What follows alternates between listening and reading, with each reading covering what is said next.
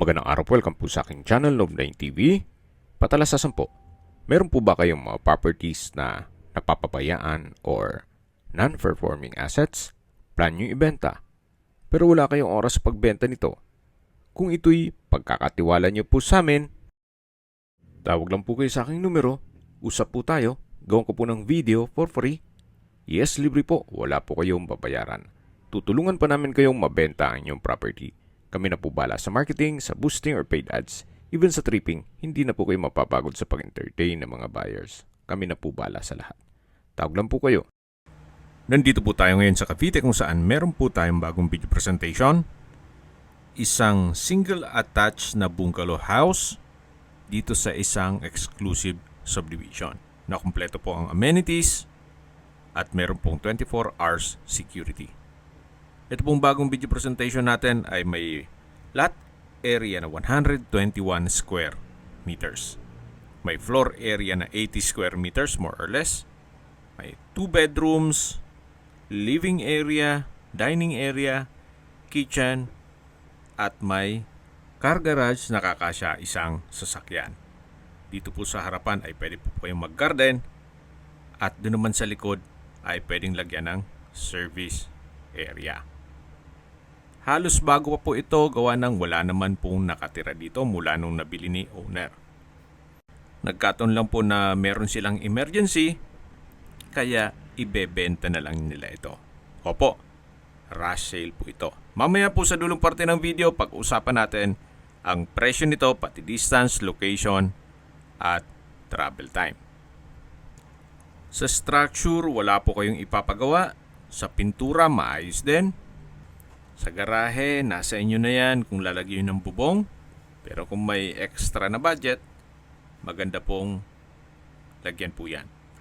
Dan dito naman po yung hanggang dito po ang garahe. Kung maliit na sakyan, siguro kakasya po ang dalawa.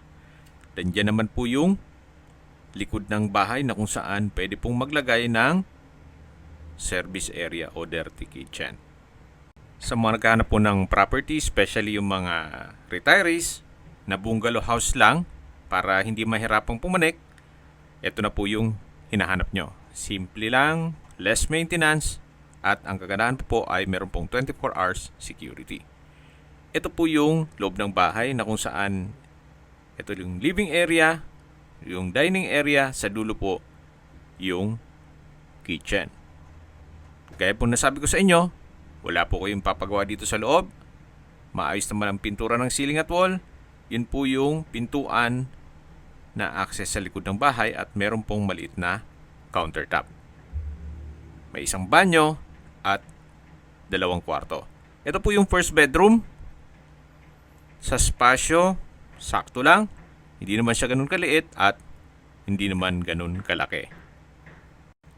Pero kung 2 lang kayo o 3 sa pamilya, pwede na po yan. Ito naman po yung pangalawang bedroom na meron pong 2 sliding window glass. Yan po, paglabas nyo po ay nandyan na yung kusina at yung access door papunta sa likod ng bahay. So simple lang naman po ang floor plan. May 2 kwarto, then isang banyo, at ito pong garahe ay kakasya po ang 2 sasakyan. Okay, sa distance, location at travel time portion na po tayo. Mula po sa Tagaytay, ang distance is 24.2 kilometers at ang travel time is 43 minutes. Wala pang isang oras, nasa Tagaytay na po kayo.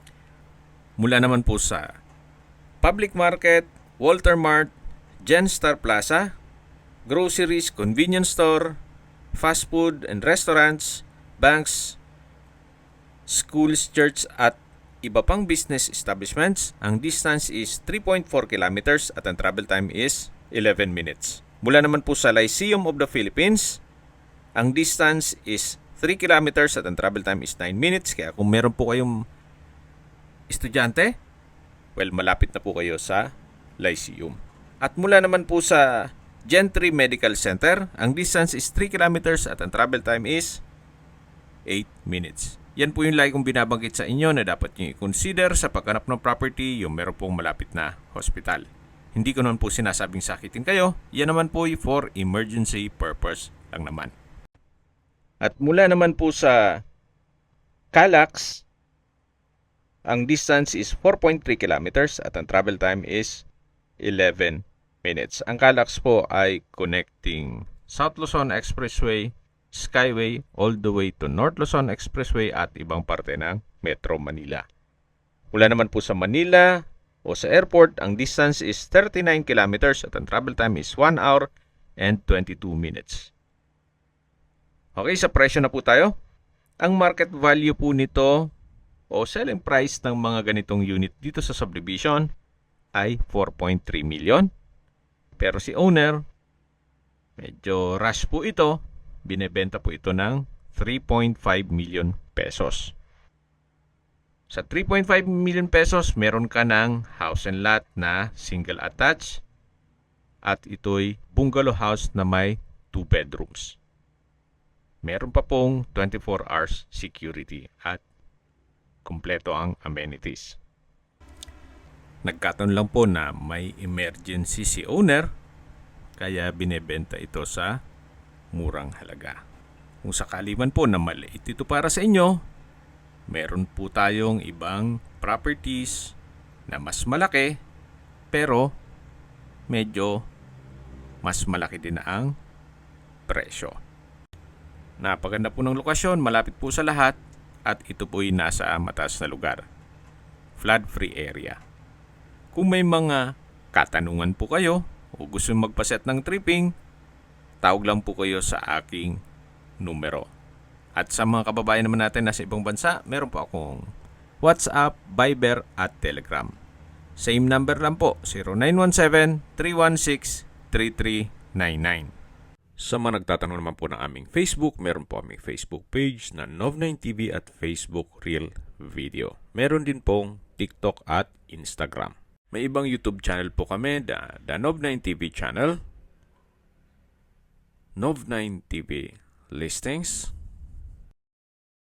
Nov9TV On The Spot, Nov9TV Updates, at Nov9TV House Rental. Sana po naibigyan nyo ang video presentation. Paki-like and subscribe na lang po sa aking channel para ma-update din po kayo sa aking future listings. Kung sakali po hanap nyo yung mas malaking sukat ng lupa, meron din po kami ibang listings na pwede nyong pagpilian. Huwag po kayong mag-atubiling tumawag sa amin. Then, let us know your budget para malaman namin kung anong property pwede naming ilog sa inyo. Sa lahat pong viewers, subscriber at nagtiwala po sa amin, salamat po sa suporta.